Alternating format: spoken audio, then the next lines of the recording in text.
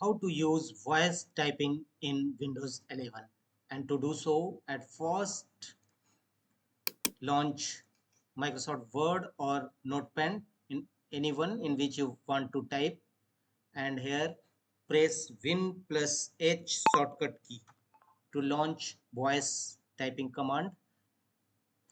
And as you want to wish type here, your speech will recorded in typing.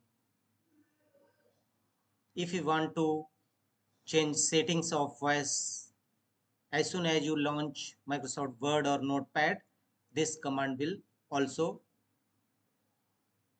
available for you. To do so, go to settings and voice typing launcher. Turn the toggle button on.